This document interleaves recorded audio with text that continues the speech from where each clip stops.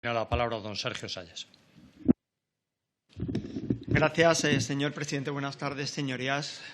En primer lugar, agradecer a la vicepresidenta su comparecencia, pero mostrar una vez más la decepción. Yo es que creo que cada vez que viene a esta Cámara demuestra cuán alejado está el Gobierno de la realidad que viven los españoles. Creo que el Gobierno, mientras los españoles están instalados en la preocupación, sigue en el triunfalismo.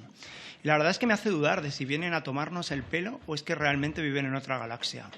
Porque que usted nos haya hablado en reiteradas ocasiones en esta comparecencia, igual que lo hizo ayer el presidente del Gobierno, de que hemos recuperado el crecimiento económico con rapidez y de forma robusta, cuando somos el único país de la Unión Europea que no ha recuperado el crecimiento económico de los años previos a la pandemia, pero todo esto además sin ponerse ni un poco roja, es que creo que es alarmante. O sea, el año pasado nuestra economía creció el 5,1. Este año va a crecer el 4. Pero es que ni con eso llegamos a alcanzar la pérdida del 10,8, que fue la única economía de la Unión Europea que cayó eso.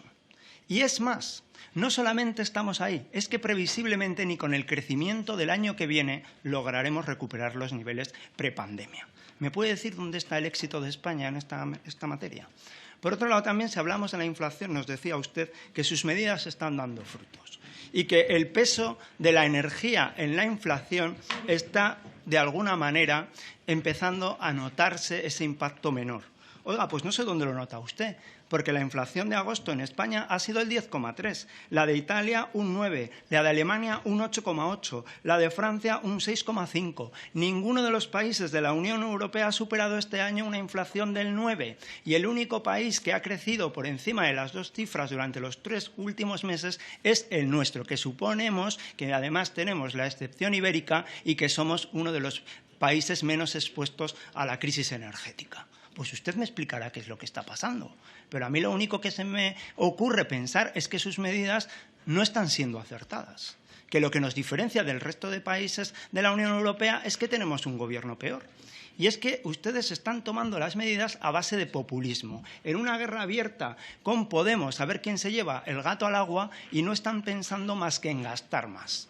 En gastar más. Y para eso lo único que hacen es, 1, tirar de déficit público y 2, meter la mano a la cartera de los españoles de dos formas. 1, sangrándoles a impuestos o 2, subiéndoles las cotizaciones. Es que no se han planteado ni en un minuto reducir el gasto público. Y sí, señora vicepresidenta, reducir el gasto público no significa tener unos servicios públicos peores. No. Significa recortar de donde se puede recortar. Le pongo ejemplos. ¿Usted cree que España necesita tener 22 ministerios? 22 ministerios, Alemania 16. Y gobiernan 35 millones de personas más de las que tiene España. Es decir, son capaces de gobernar una población mucho más abultada con un número menor de ministerios. Asesores del Gobierno de España, 800. Mire, le propongo reducir el 25% de los asesores. Y con esos aún va a tener aún así 150 asesores más de los que tuvo el Gobierno de Aznar. Y con eso nos vamos a ahorrar los españoles al año 10 millones de euros. Pero es que luego también podemos analizar todos esos golpes de chequera que ustedes se les dan al independentismo catalán, al nacionalismo vasco, cada vez que se sientan a hacer un presupuesto. Por ejemplo, los 15 millones para los doblajes de las películas al catalán, de Netflix, de HBO, etcétera, son 15 millones al año.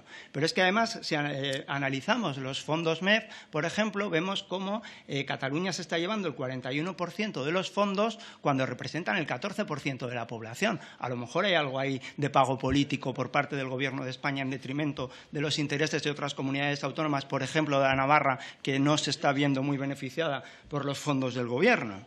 Por otro lado, también, le pongo ejemplos. ¿Ha sido usted capaz de hacer un análisis de la eficiencia del gasto público? Porque a veces se puede gastar menos mejorando procedimientos. Y eso es lo que hace bueno a un gestor público. Porque lo de gastar dinero sin informes técnicos, sin tener estudios de impacto y no haciendo otra cosa más que poner a echar billetes a un animal que no para de comer, eso lo hace un mal gestor. Un buen gestor es aquel que es capaz de hacer buenas políticas públicas teniendo mucho cuidado con el gasto público. Porque hablaba de que el déficit público se está conteniendo, sí, se está conteniendo, pero es que el año pasado fue en torno al 6, este año el 4,2 y llevamos años merendándonos la cena. Y es que no vamos a llegar a estar en los niveles del 3 hasta el año 2025. Y no creo que el horizonte que viene de tipos de interés hagan muy razonable lo de seguir gastando mucho más de lo que tenemos. Entonces, creo que es importante hacer este análisis. Por otro lado, también, usted sacaba pecho en materia de empleo. Hombre, yo tampoco sé si estamos como para sacar pecho en materia de empleo, señora vicepresidenta, se lo digo con toda la honestidad. España es el país con la peor tasa de paro de toda la Unión Europea. Es más, multiplicamos por 4 la tasa de paro de países como Alemania o como Polonia.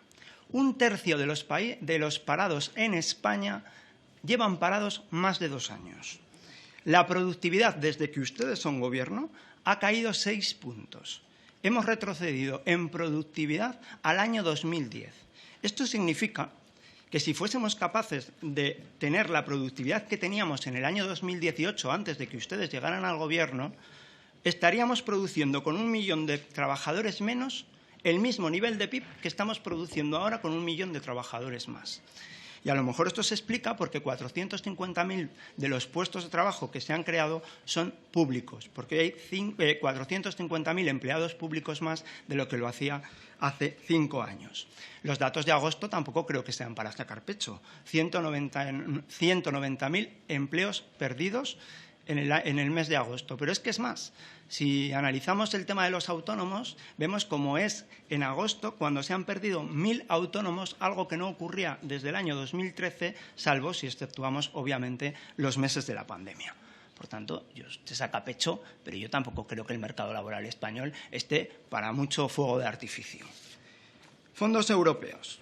Oiga, los fondos europeos tenían un objetivo, que era tratar de inyectar dinero en la economía rápidamente, ágilmente, para paliar las consecuencias del COVID.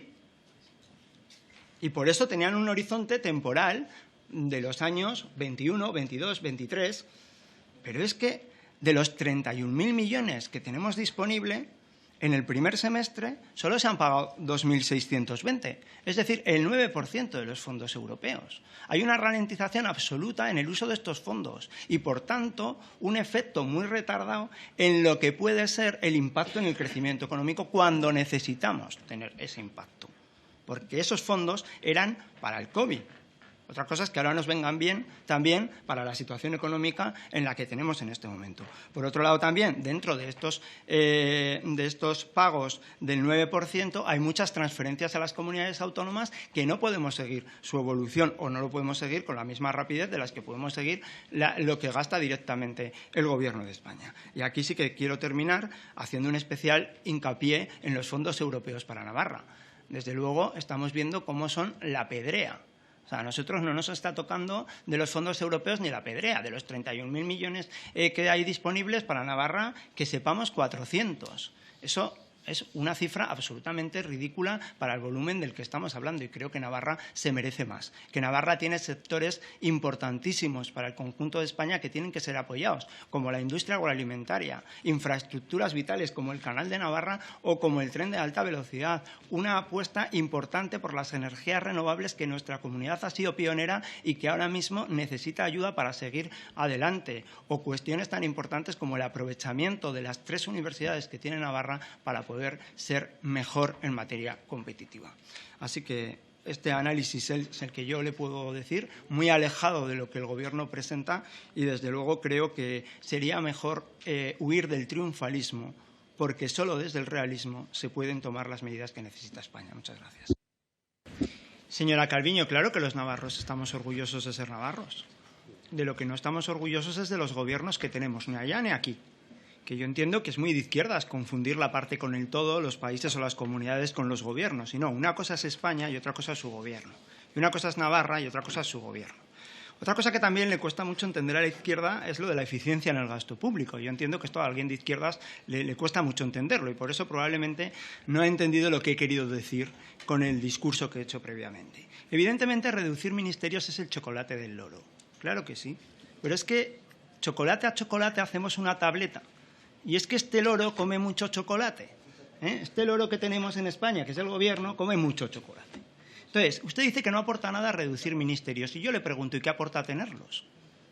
¿Qué aporta tenerlos? Es que antes de pedir a los españoles un solo euro, tenemos que pensar si somos capaces de ahorrar un euro prestando los mismos servicios.